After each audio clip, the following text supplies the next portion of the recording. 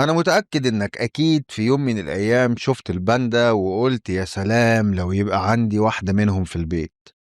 بس استنى كده قبل ما تسرح وتتخيل، خلينا أفوقك وأقولك إيه رأيك يا معلم إن ده من رابع المستحيلات.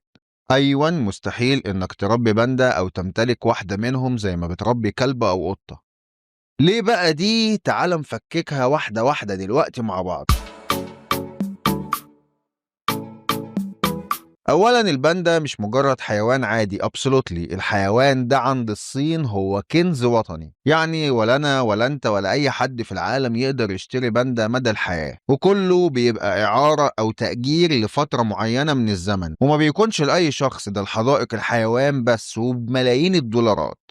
تاني سبب بقى هو الفلوس، وده لأن تأجير الباندا في السنة الواحدة بس بيتراوح من مليون لخمسة مليون دولار، ولو خلفت في الفترة دي الإنتاج بتاعها بيرجع للصين، يعني مالكش فيها خلفة. ده غير إن الحيوان بقى اللي بيبان كيوت ده بياكل في اليوم من 20 ل 40 كيلو جرام من الخيزران، يعني علشان تجيبه عندك وتلاحق على كرشه هتحتاج ميزانية دولة.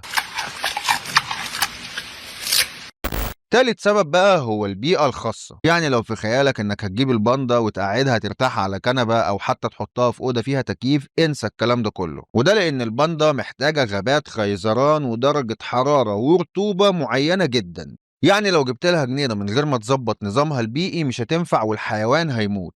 رابع سبب معانا بقى هو المظهر الخادع.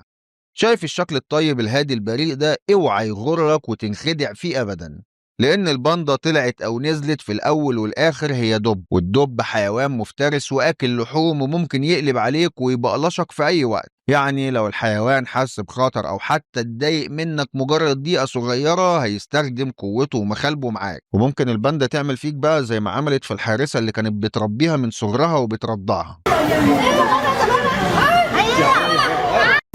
خامس وآخر سبب معانا هو القانون الدولي. المخلوق ده مهدد بشبح الانقراض من زمان جدا، واعتقد ان اغلبكم عارف المعلومة دي، ده بالرغم من الجهود المبذولة القوية في الحفاظ عليه، وده لان عددهم قليل جدا. علشان كده حيوان الباندا بقى مكتوب اسمه بالبنط العريض في الكتاب الاحمر الدولي ومحمي بموجب القانون، ولو اتقفشت وانت بتربيه او بتهربه حتى هتتعاقب بالسجن وغرامة بالملايين. يعني باختصار كده مستحيل انك تربي الحيوان ده، لان الباندا المشروع الوطني لدولة الصين. صديقي الانسان الجميل الحبوب، لو عندك قدرة انك تربي حيوان بري نادر من غير قوانين ولا فلوس، هتختار ايه؟ اكتبوا لنا تحت في التعليقات، وما تنسوش اني مستني اشوف اغرب اجابة منكم.